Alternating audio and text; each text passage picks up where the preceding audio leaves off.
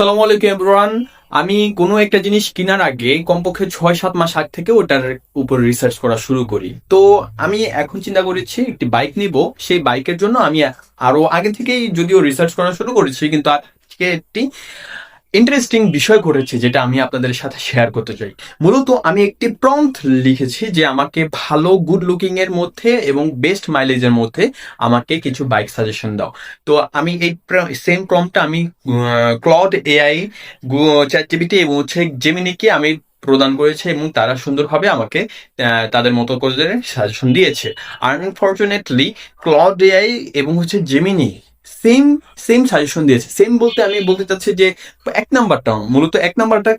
Number বাইকে যেটা যেটা তারা টপে রেখেছে লুকিং প্লাস আপনার মাইলেজের দিক থেকে, তারা আমাকে সাজেশন দিয়েছে সেম সেম জিনিস। তো আমি আর কি আপনাদের কাছ থেকে জানতে চাই তাদের যে এই সাজেশনটা একটু যদি দেখাই আপনাদেরকে।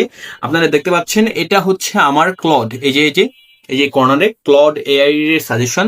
তারা আমাকে বলছে যে লুকিং এবং বেস্ট মাইলেজের উপর ভিত্তি করে বাংলাদেশের রিয়েল ইউজারের পছন্দের উপর ভিত্তি করে Yamaha FZS F5V3 most popular এটা। যাই হোক তারা আমাকে মূলত এক নম্বরে ইয়ামাহার ভার্সন 3 বাইকটাকে সাজেশন করছে ক্লড এআই থেকে। এখন যদি আমি চ্যাট জিপিটির কাছে চাই, চ্যাট জিপিটির কাছ থেকে আমি সেম জিনিসটাই দেখতে পাচ্ছি। সেম জিনিসটাই তারা বলছে F/V3 ভার্সনটা আমার জন্য বেস্ট হবে।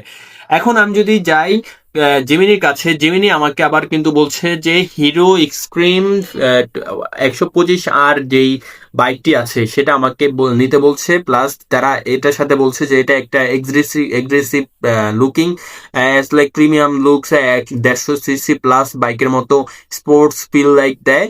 তো এটা থেকে আমি 55 থেকে 60 মাইলেজ পাবো, কখনো কখনো হাইওয়েতে 62+ মাইলেজ পেতে পারি।